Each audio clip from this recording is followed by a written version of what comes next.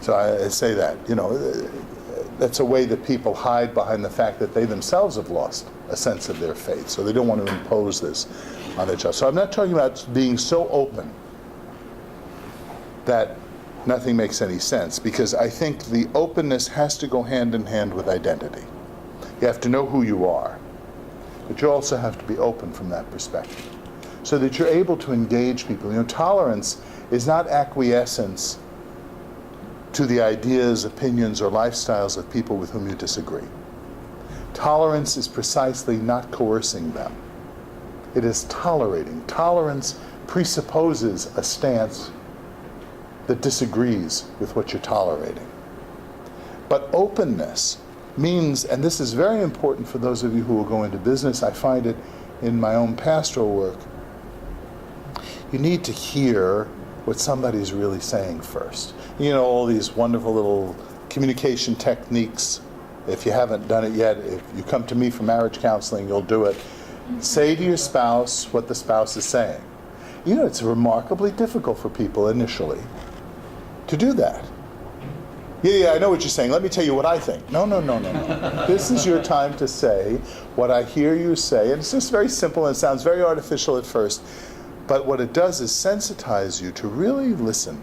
How many times have you talked with somebody and you see them just waiting for you to shut up so they can tell you, right? Somebody said, there's a fellow who was involved with the 12-step programs of AA, he said, there's nothing so rare as to be heard by another person. 80% of my counseling work, of my work with people who are in grief or in some kind of situation, 80% of that is just listening, carefully listening and following them into where they're going. So to be open, but I say not so open that you forget who you are or forget what you have to say or what you have to contribute. This is important in management, to be open to people. It's important for me as a pastor. I told a young priest who I have some responsibility for his formation, what we call formation is becoming a priest. We had several situations in the parish where he was ready to just beat them up and write strong letters and stuff, and I said, you know what, let's try it just a little differently. And we kind of approached it, and it resolved. This person who I promise would have been an enemy, would have been one of these great people who would have divided an entire parish, has become this other young priest's great ally. He has a personal PR agent in this person because he listened to her. He heard her.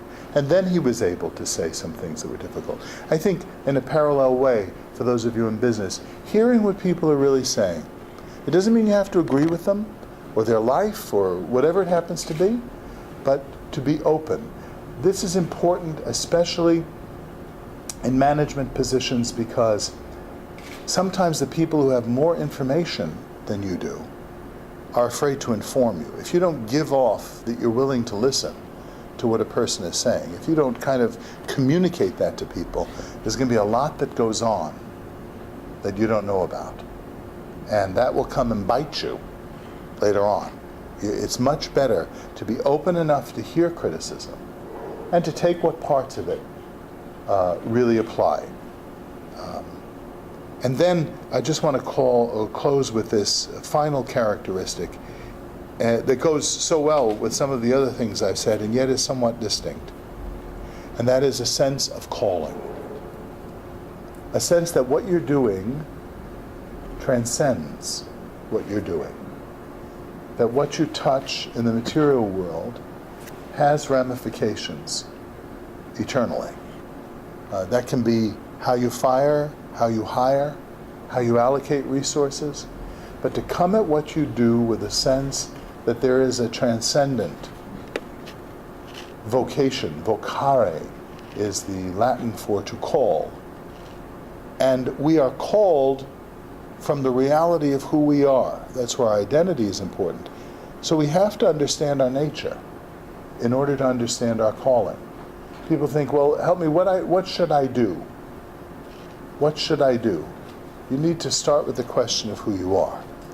Because if you do something that's not in accord with who you are, in accord with your nature concretely is who James Smith is, but also who you are in the universe, what the ordering of the universe is, the natural law of things that exists and that is inscribed on every human heart. This natural reality that we exist in, to understand that, and then to respond from that.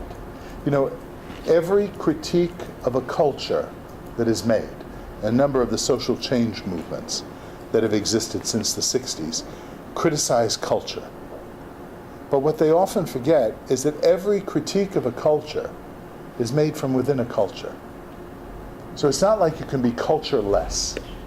I think some of the politically correct stuff accomplishes exactly the opposite of what we want to accomplish, which is human relationships and human flourishing. So that we treat people by labeling people in the name of not labeling people. It's very, very confusing. And what we need to do is this openness, this sense of calling, this sense of being called from who we are. If you're a Dutch kid that grew up here in West Michigan, to understand that and the limitations and the advantages that that gives you in life. For the longest time I didn't appreciate fully, this sounds silly as I think about it now, that coming from a working class family, Italian American in Brooklyn, New York, I thought that was a disadvantage. I see it now as multiple advantages associated with my Italian heritage, with the whole tough New York thing, with my mother lived in Brooklyn in the heart of the most cosmopolitan area in the world, but she would have been the same kind of closed, afraid of the outside world person if she had grown up in an Italian village near where my grandmother was born. It was amazing. She had the whole world around her, but she lived very close. When she'd go into New York, she'd put on her coat, get her bag under, and she was ready for battle as she went into New York City, which is probably a very good idea. But the point I'm saying is there's so much around us that we can appreciate that we think of as dull and boring because we've just been so familiar with it. And sometimes it takes a little bit to get out and see the advantages of who we are. So this sense of calling